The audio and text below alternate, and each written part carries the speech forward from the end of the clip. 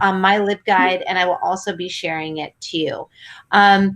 Tonight's presentation is really focused on the opportunities that you might be looking for postgraduate in regards to international and some domestic opportunities in public health and other areas of service.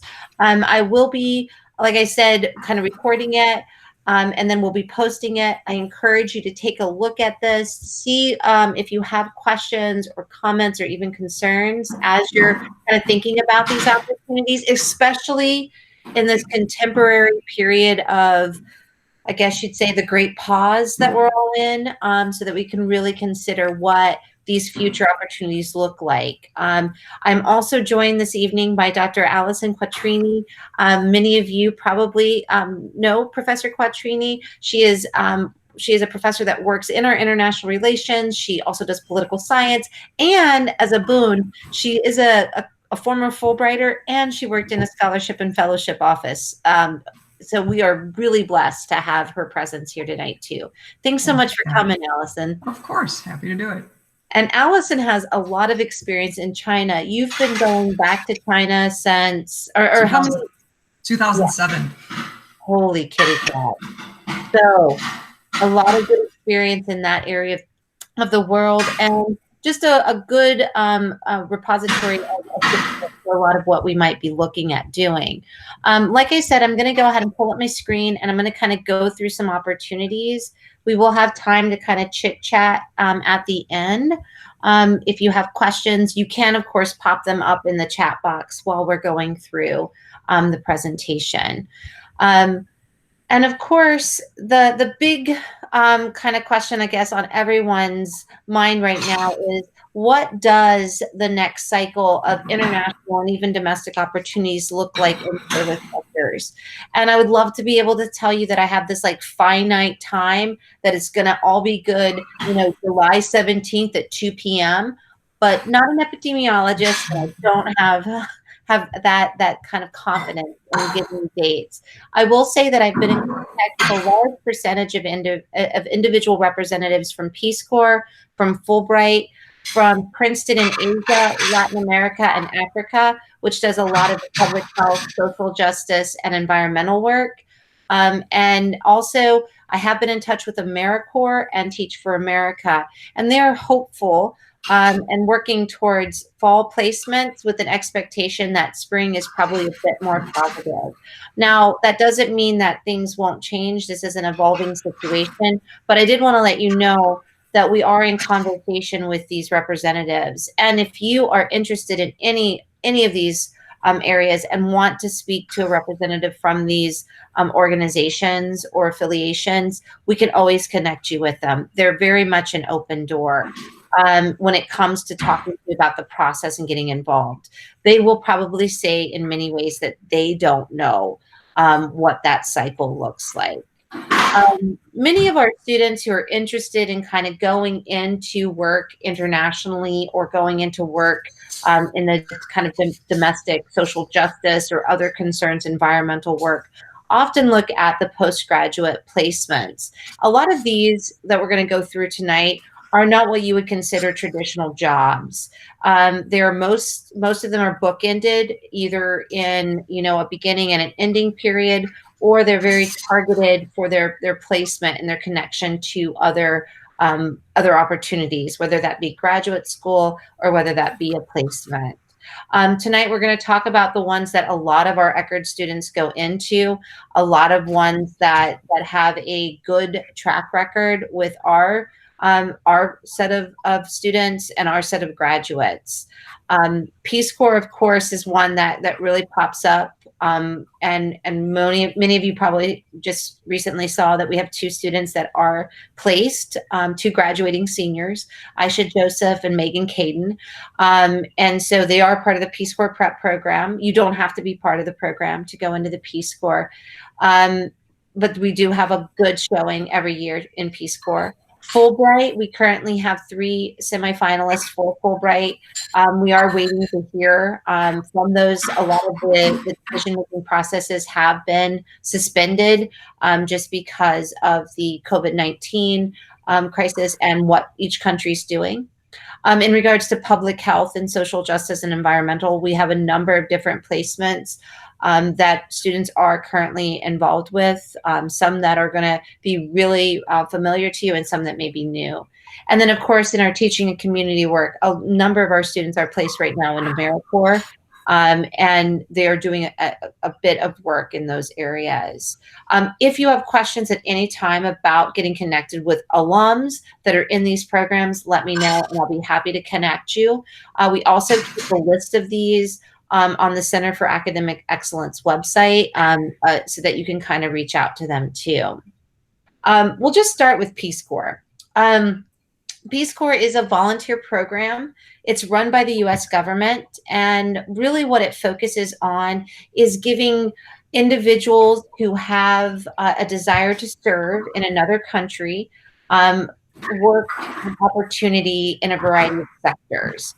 The 6 sectors that they work in are education, youth and development, community health, business, IT, agriculture, and the environment. And traditionally, they're placed in a country for 27 months, 3 months of intense study and language and culture training, and then 24 months of service. Right now, all volunteers were evacuated, including one of our alums, Aiden Brown, who was in Indonesia. Now, the expectation, like I said, is and we do have 2 students who were accepted for placement. One's placement in Peru has been moved back a fair bit.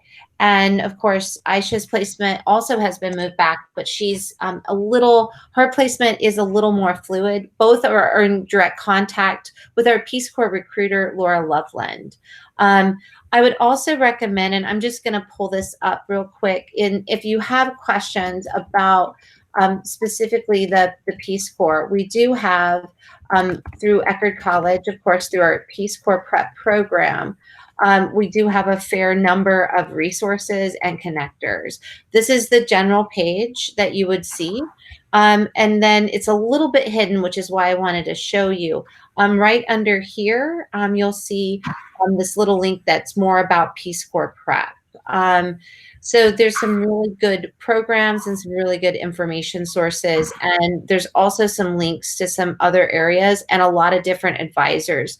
I pull these in too because all of these advisors are familiar with Peace Corps and are part of the committee and are great resources to kind of assist. We do have in that group 2 returned volunteers. Anna Ruth, who's returned from Cameroon, and Bill Oglesby, who was in Chile. And so those are great resources to also kind of reach out to if you're interested in the Peace Corps. I also just want to bring into mind too that with the Peace Corps that there is a fair amount of support in regards to the benefits. And those benefits go beyond just the financial and the support.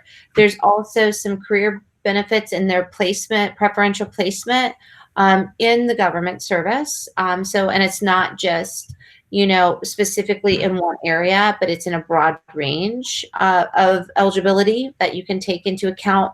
And then there's also the Paul Coverdale Fellows Program, which provides a fair amount of support for you to attend graduate school. You do not have to do this when you return automatically. You can wait. Usually there's no expiration date on it, but some of the programs do ebb and flow. But you'll see here there's 221 different schools that offer support for graduate study. You have you have a variety of different subject areas. So if you were kind of thinking, well, I am interested in looking at, public health, right? You can take a look and see there's 41 schools with public health. And then you could even narrow it down to see which ones are, covered by the Coverdale completely and 100%. You can see here that there's at the University of Maryland, you could take a master's in management of aging services for 0 cost, and you would receive additional benefits. Looks like they also have one at the University of Missouri in Columbia, the MPH, or Master of Public Health. And these are benefits that are tied to, of course, your service with Peace Corps, right? but these are things that are part of the benefit package that you receive when you return. So when you're thinking about Peace Corps and you're like, I'm not sure that 27 months is, if that's too long, or you're just kind of unsure, just remind yourself you've got like 40 to 60 years to fill. Not to give any more, anxiety out there to you, but that's a long time. And so if you look at it in a trajectory, you can kind of see how this could be an experience that could really help to provide support, but also be an amazing experience. A large portion of our students do take this as the entryway into international service and into work in international development and research. That type of research work and that type of development of kind of an international mindset also relates to the Fulbright program. A large number of our students are very interested in taking a Fulbright, as this program allows you to either do study, or as in take a graduate degree, or do research, or to do an English teaching assistant program. For 10 months, you're in the host country, working, living, meeting, engaging in cultural exchange. The normal timeline for a Fulbright would be to apply as early as your senior year in the fall, traditionally the second week of October. But those can also change too, because we also have Fulbright opportunities that do run at various times. But as far as the timeline for the submission, it's traditionally in October, and then placement can occur after that. I did want to go back, because I know that Allison, you were a Fulbrighter. And so do you want to talk a little bit about what you did with it? Because it wasn't the standard ETA that a lot of students assume Fulbright offers. No, so what I did is my Fulbright was actually a lot longer than 10 months because in 2007, they started a new program where for less commonly taught languages, you could also apply for a Critical Language Enhancement Award, for which Fulbrighters who had already been accepted would then be given priority. And so they were making that offer for Mandarin Chinese, which is the language that I studied, but also other languages like Japanese, Turkish, Bengali was one of them. So there's lots of places that you can go for these types of opportunities, and they do offer language support. And I think they're still doing this for countries in which it would be harder to get instruction within the United States. So if you're interested in a country like Spain or France, Italy, or the Netherlands, they would probably not be offering the additional language training, because you can study French most places, you can study Italian most places, but with other languages, it's much harder. So I actually went to China from August of 2007 to October of 2008, because I spent the first semester in northeastern China, and all I did was study Mandarin, so that I would be able to have a good basis to then go do research. And so that's what I did.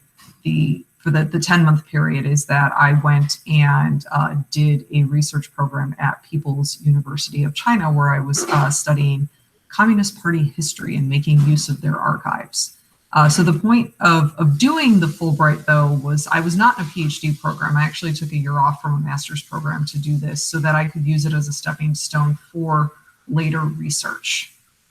So my Fulbright was not about teaching. It was more about having an immersive experience with the purpose of really, really improving my Chinese and meeting a lot of people, so that when it was time to do PhD dissertation research a number of years later, I was ready to do that.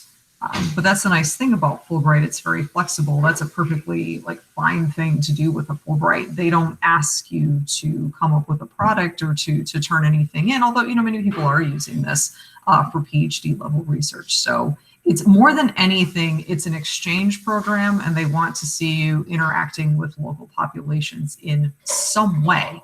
So as long as you propose a way in which to do that, then you increase your chances of being funded.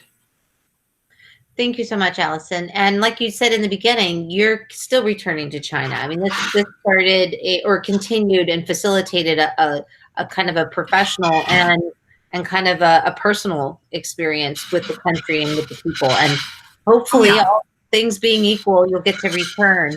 I hope so. But yeah, I'm still talking to the people that I met in 2007. I go and see them each year. Oh, that's so cool.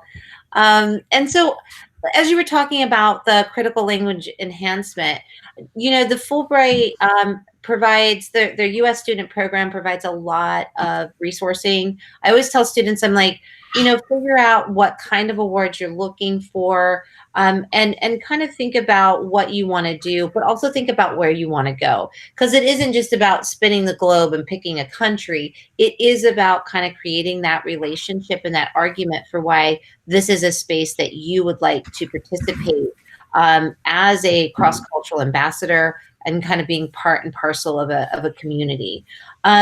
And you can see in a lot of the countries, when you go in, you can actually take a look and see what the award profiles look like, what is available. There is also, kind of always the language information. And this is where normally, like in Nepal, we did have a student a couple years ago who did a ETA in Nepal.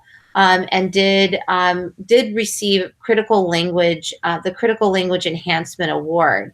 Most of the time, when you look in the countries, you will be able to see, and I believe he did it there. Let me just check under.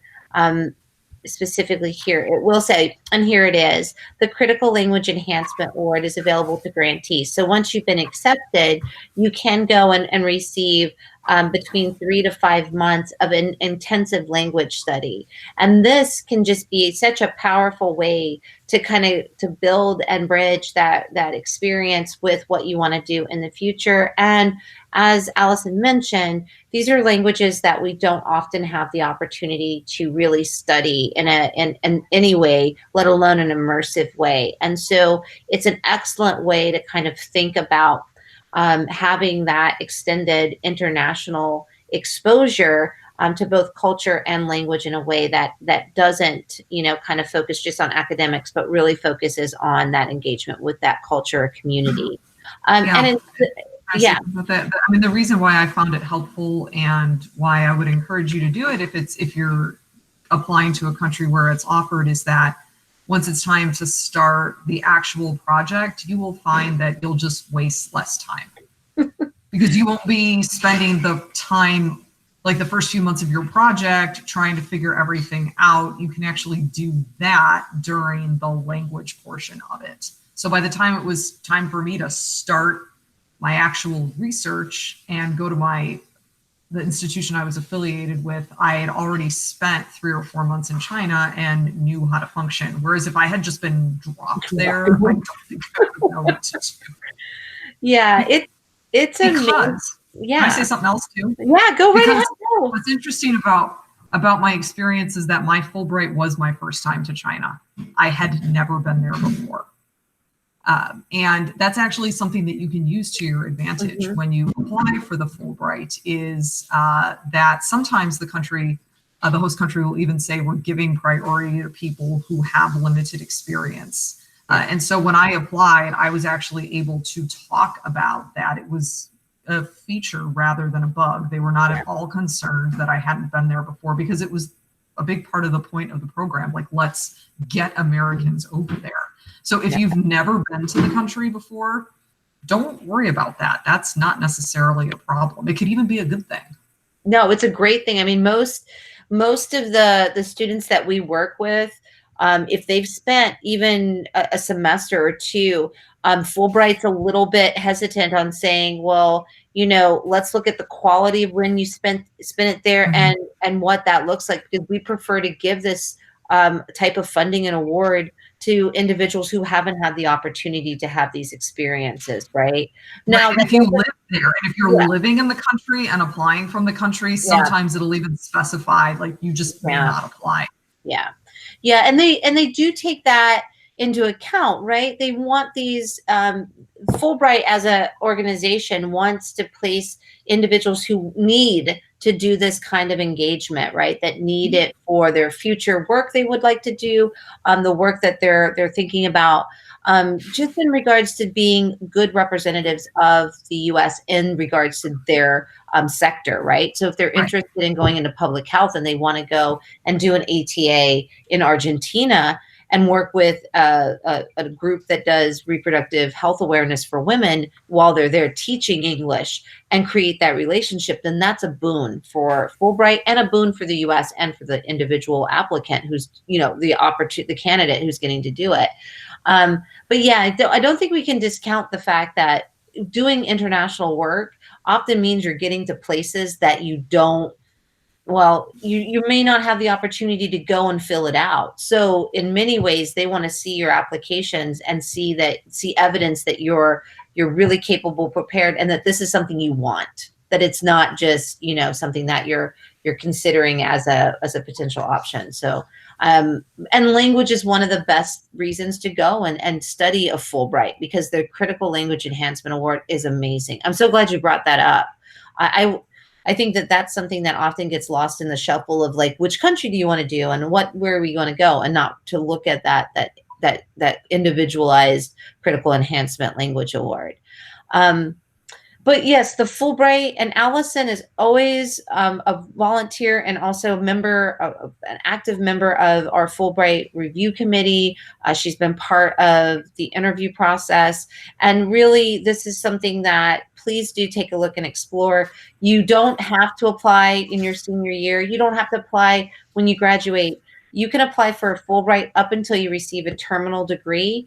And then even after that, Fulbright has a scholar program for any individuals who have terminal degrees. It's a lifelong program. And like I said, we have 3 students right now that are currently waiting because Fulbright is also, like the Peace Corps, in a pause and respectful of international mandates on travel and safety. Now, I mentioned public health, and I think public health there's a wide variety of opportunities. Some of the many opportunities that our current students are doing, and these are for individuals that are placed still within the kind of first year to senior. But these are not only for those placements. The first one is the American Association for the Advancement of Science, which runs a fellow program. It's only 10 weeks. Every January is when the deadline is. And what this traditionally is much more of a science communication post. It's short, but it gives some really good exposure to how policy is translated to a general population, right? We're seeing that play out right now in really interesting ways. How you take information that's very technical, and particularly in public health, and you translate that to an audience that may or may not have the same kind of understanding of how certain, particularly public health programs or kind of attributes work. This is a great one to get involved with, and it's a great connector.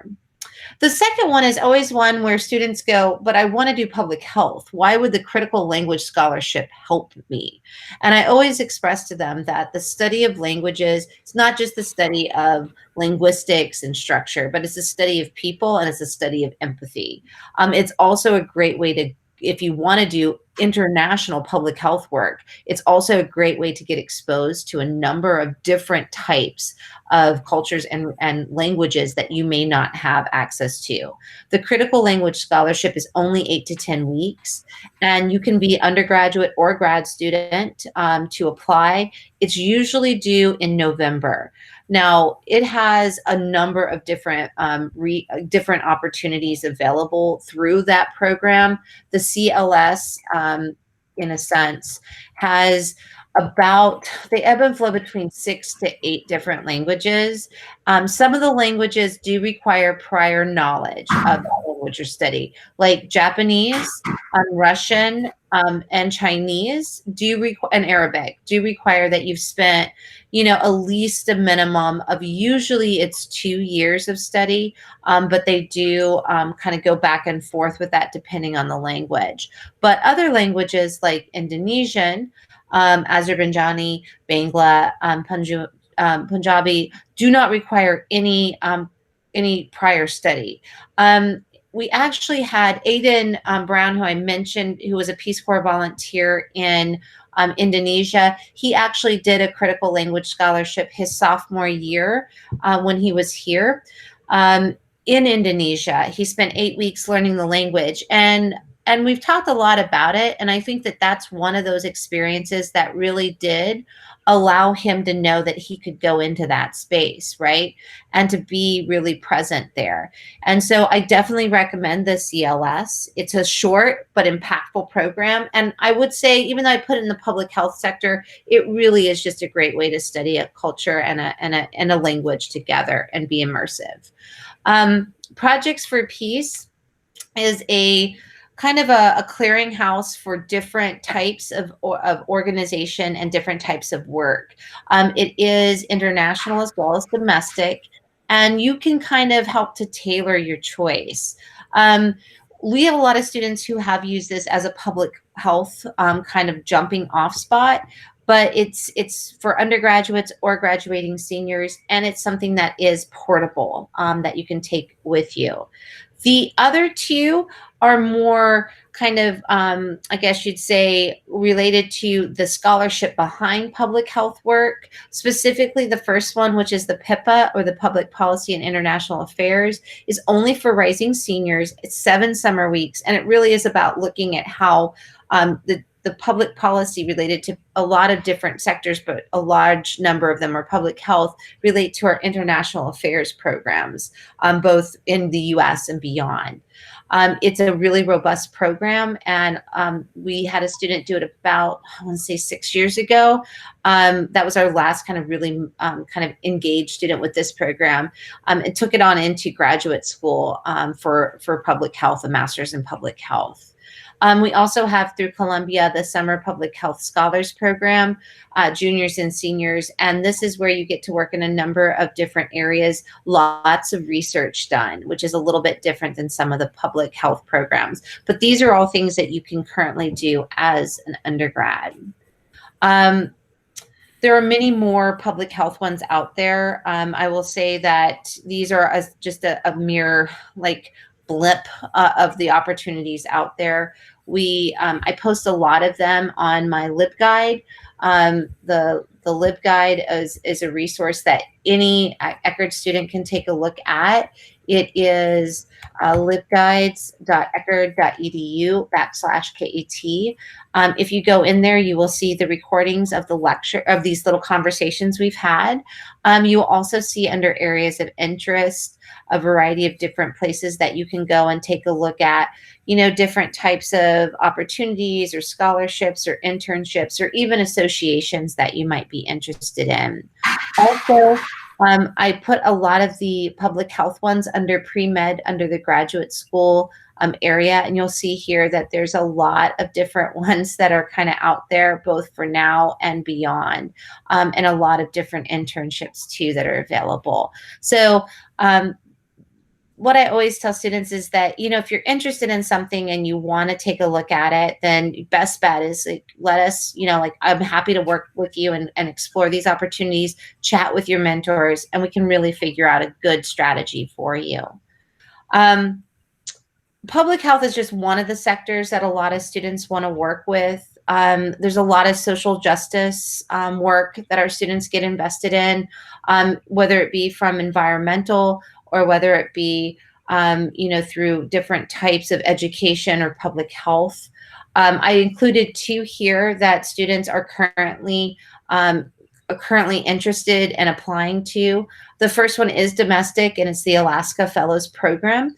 It works almost like a small kind of post-grad kind of recent college grad program for nonprofit and public sector organizations across Alaska. And what it truly looks to do is to kind of be almost like a mini Peace Corps type experience in Alaska, specifically in 3 cities, Anchorage, Juneau, and Sitka.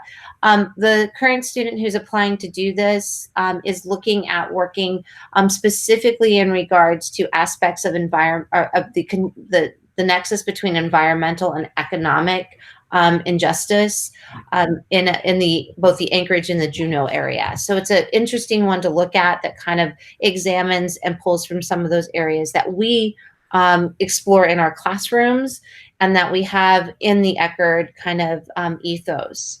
The other one is a much kind of more established program, it is the America Indian Foundation and William J. Clinton Fellowship for Service in India.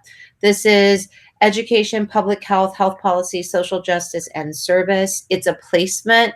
The individuals applying for this is actually 3 years out of graduation, and is really looking to take the young, that kind of professional role that they've been serving in, and kind of develop that through service and fieldwork specifically in India. And this is a good program. You'll see that the William Clinton Foundation does a lot of, or the Clinton Foundation does a lot of work and has a lot of these opportunities. So these aren't always just tied to government or to kind of specific, I guess you'd say, more international organizations, but they also come from other private sector or other resources too. These are just some of the various programs. A lot of these, I will say that I place in a number of different areas on the LibGuide, because I have students that come, a lot of students who are in IRGA that are like, I want to do public service, kind of social justice type work. So I will put a lot under IRGA, like the Humanity in Action Fellowship, some of the other programs through, different types of internships. There's also a lot of different types of programs that are coming out from think tanks, from different government organizations that do relate to that too. I also put a lot of these types of opportunities in our human development area, because those kind of have, like, the programs with worldwide placement, a lot of those also relate to that kind of area. Now, it kind of comes down in some ways to what you're interested in pursuing when you are looking at kind of what I want to do and where I want to do it. And so I'd encourage you to kind of explore and get comfortable with kind of those sectors. And then we can always kind of drill down on countries or issues. Environmental work, once again, there's a lot out there. The two that have been kind of popular right now one is ATRA internships in sustainable farming. The ATRA kind of setup is one that is really robust, and it allows for a lot of different types of development in particularly agriculture. We have a number of students who are really interested in looking at kind of where they can go, either during the fall or spring semester, or where they can go kind of in that post bachelor's experience. And you can see that there's a variety of different states, and even in Canada, different programs, and some in the Caribbean. And some of these are, this is deep dive into the artisan making of over 30 cheese types from cow, sheep, and goat milk at the Valley Shepherd Creamery. It sounds idyllic in Long Valley, New Jersey. But then right under that is one on organic pasture and diversified livestock. It's a year-round one in Oregon. There's, of course, a number of other programs that might help with different areas.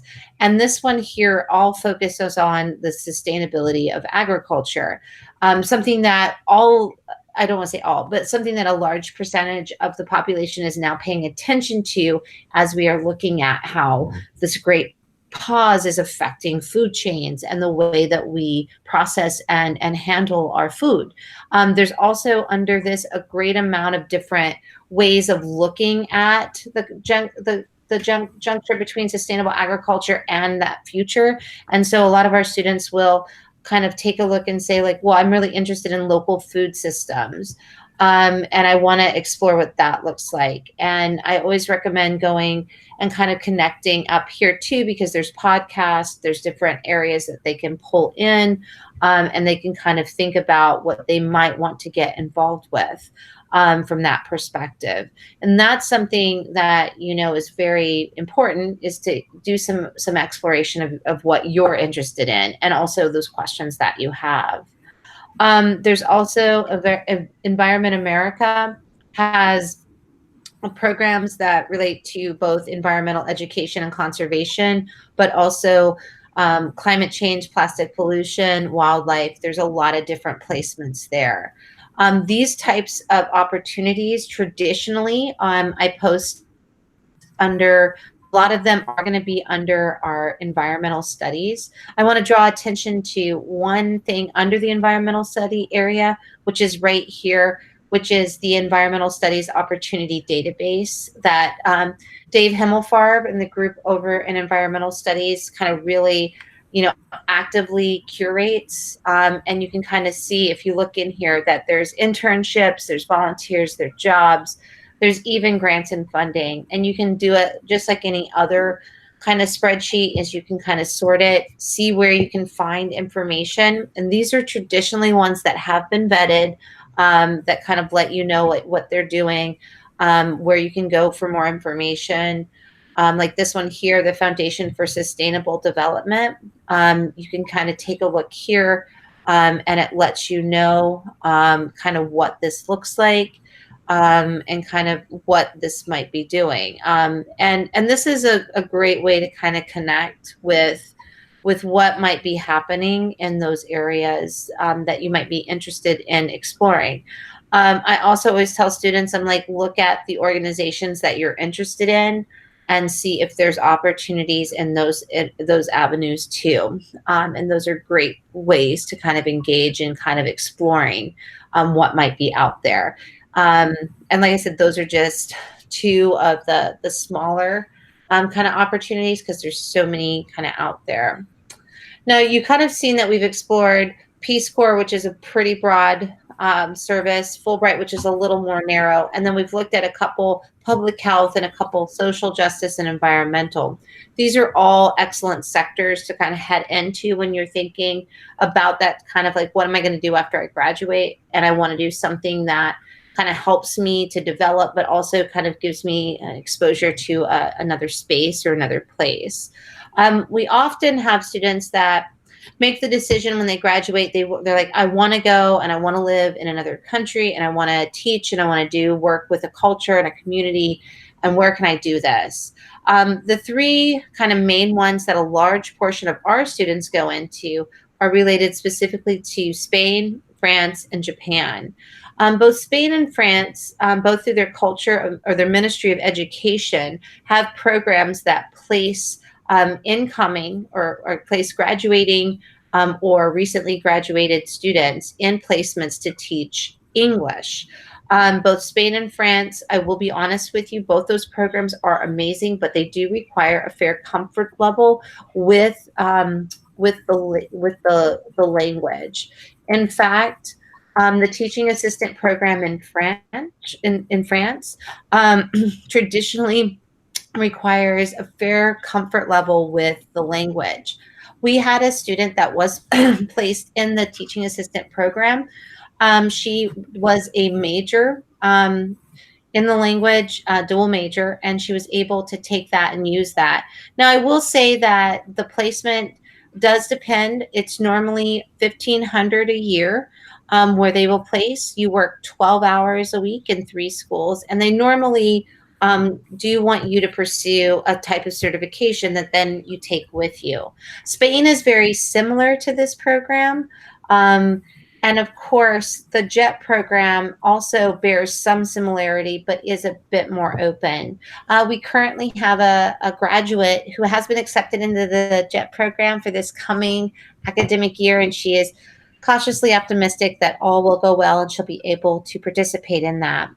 We also have a fair number of students who are interested in the CIEE program, which is the Council for International Exchange and Education. Many of you are probably familiar with CIEE, as it is the program that a lot of our students use for international study. They also have a teaching and kind of development work aspect. It is a little bit different, and so we have had students or graduates successfully do it, but I would recommend doing some exploration of the other maybe locally or kind of nationally sourced program before looking at something like CIEE, because sometimes there are costs. I'm currently working to create a document that kind of can help with gaining teaching experience. I'm trying to put it together so I can share it so that you can kind of think about some different ways that you could kind of maybe go about doing that type of work. And so hopefully I will also have that shortly too. As I said, there's many different, ways to look at different programs, but I always want students to be cautious and not just pick a program that says, oh, you can move to, South Korea and start teaching English. It's only going to cost you $4,000 and you might get placed. And I don't ever want to have a student or a graduate be in a place where they're feeling in that constriction. I'm sure that, Allison, I'm not sure, but I would think that you probably also have a fair number of students who are interested in doing something like that abroad and have experienced some of that, like teaching, but almost with like you're paying to have this experience. Yes. And I can speak to how this happens in China. The recent advice that we've been given from China is that unless at this point you're affiliated with the university, it's no longer a good idea to teach English in China, especially through agencies, as what they'll end up doing is they won't necessarily provide the right visa right away. They'll say, oh, you'll get the visa when you get here. But then they don't really, change the visa over from a tourist one to a working one, which has led to arrests. And of course, the agency or the school takes no responsibility for that. So, in the case of some countries, this can actually be quite dangerous. You might not just be out money, but you might actually run afoul of local law. Yeah. So,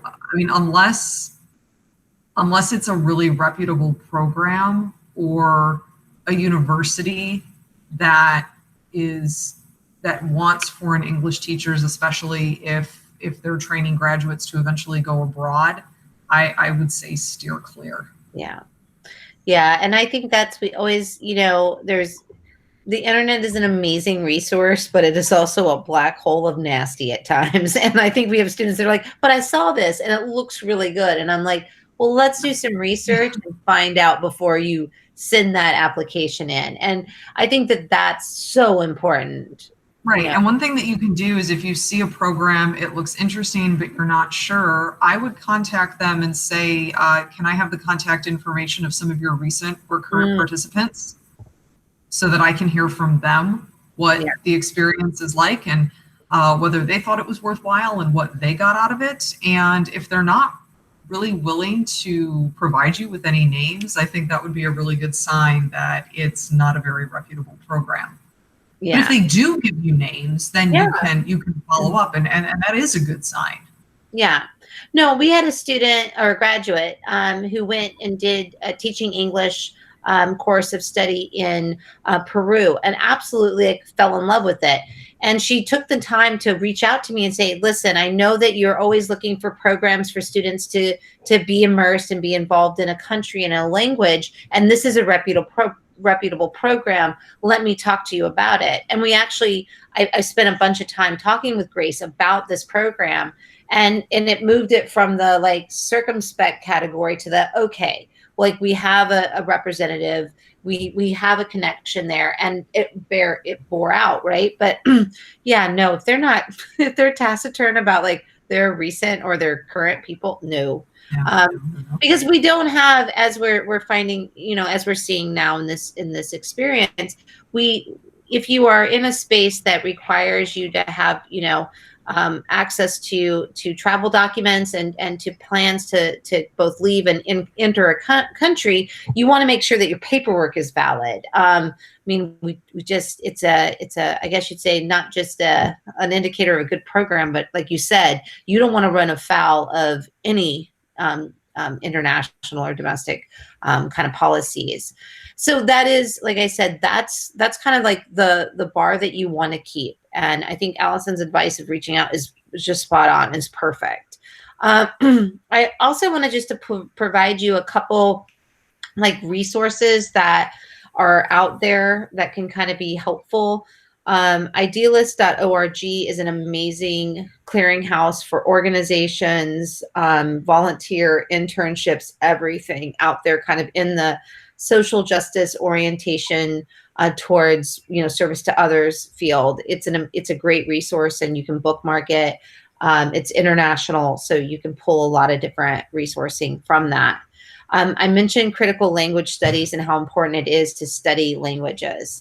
So anytime either it's through the CLS program or through others, if you can kind of invest in that, then that's going to be helpful. And so use the resources that we have at Eckerd, but also use the resources that are out and about. I mentioned Princeton in Africa, Asia, and Latin America. These are good year-long programs that place you with an organization in a country. You do the work, it's paid, it's supported, and it provides a real solid foundation for work in those spaces in a less, I guess you'd say, large scope than Peace Corps does. We had a graduate who went to Princeton in Africa, worked with a small education nonprofit, and really, I think even though she definitely said that education wasn't where she wanted to go, was conservation education was. The experience she had there, bar none, was something that kind of carried her into that next area. Think tanks are often places that students don't kind of look into, but I know we have a number of professors who have both done short post, kind of post baccalaureate or even like short postings with think tanks. And it's been a great way to kind of take their knowledge and explorations from undergrad and kind of translate that into, some type of meaningful exchange work, etc. Allison, I don't know. What do you think about think tanks as far as kind of a way to bridge that experience and maybe have a little international and a little domestic? I think it depends on the think tank. Yeah. So a little international and a little domestic. Brookings in Washington, D.C. is good for that. If you have a more liberal orientation, more libertarian orientation, would be Cato.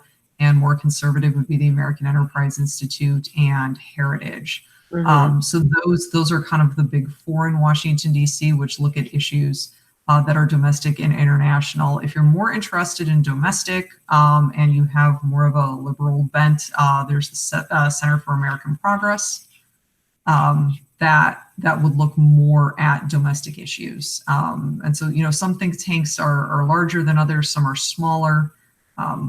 The Jamestown Foundation is one that does a lot of international stuff, and they do great work on China and Central Asia, if you're interested in that part of the world. So for think tanks, I think it's important to look around, but it is also important to dig deep. It's easy to just think about the big four and be like, I'm going to work at Brookings this summer.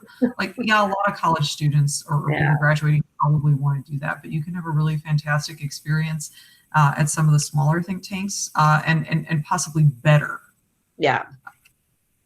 So when you're looking at the opportunities, even if you're thinking, well, this doesn't have a lot of name recognition, has anybody ever heard of this? Like, that's okay. Sometimes the smaller organizations are actually better because they will allow you to have some real experience in a way that I have to say some of the larger organizations don't always do that.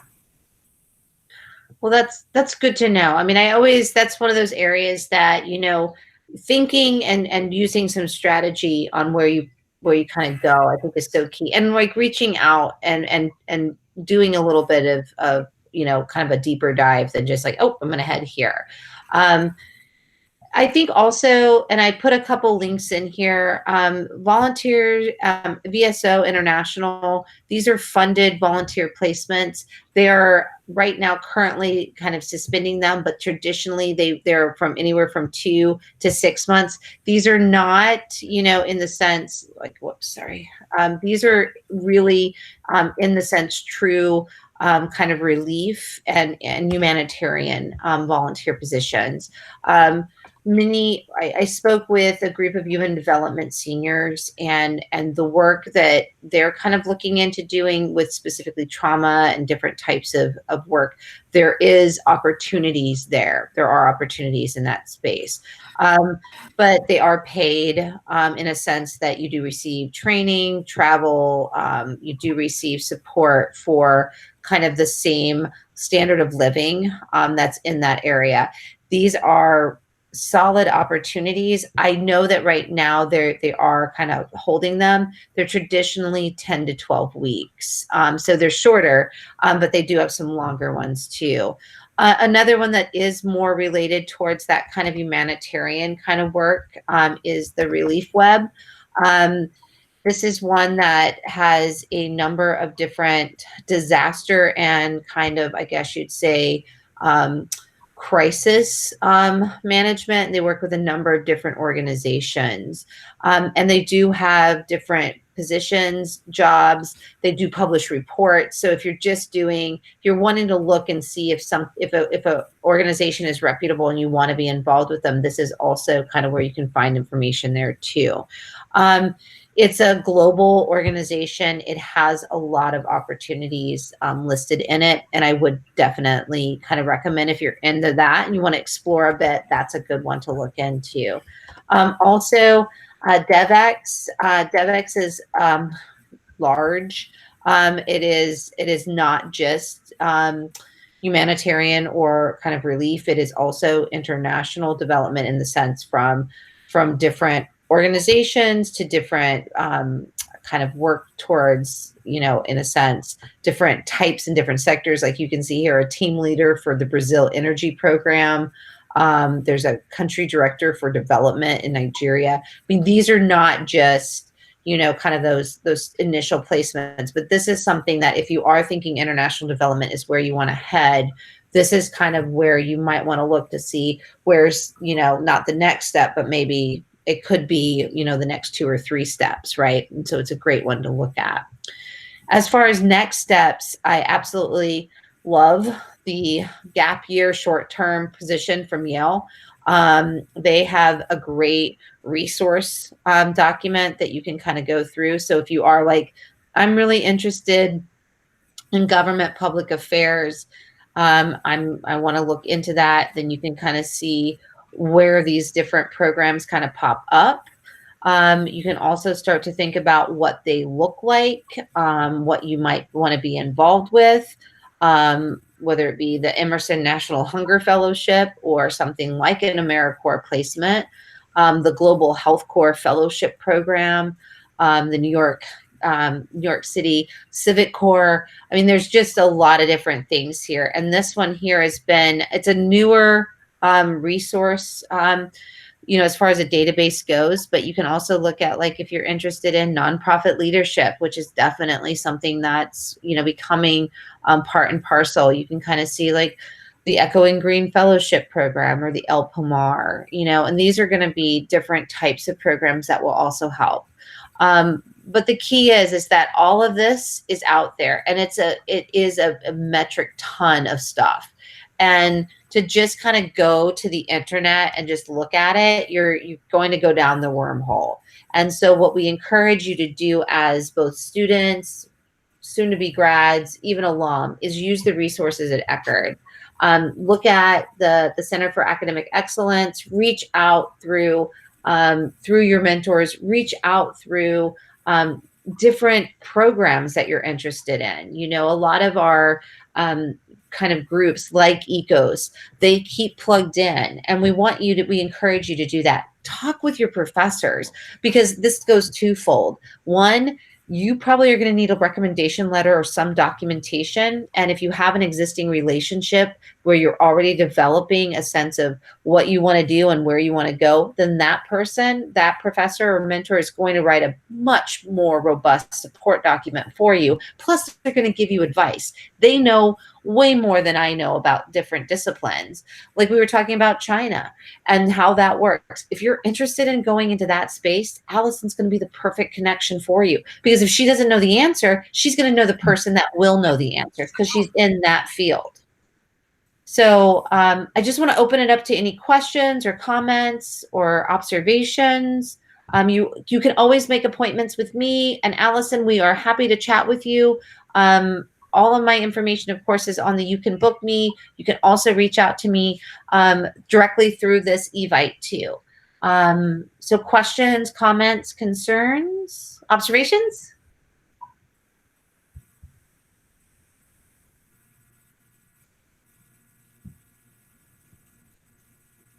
Okay. Well, I thank you all very much for attending. I look forward to hearing more about your plans, and this will be posted because we know that people couldn't make it tonight. We wanted to make sure you guys got this information, and we look forward to seeing you all, hopefully in the flesh soon, sooner rather than later. Thank you guys so much, and have a great evening. Okay, let me stop that.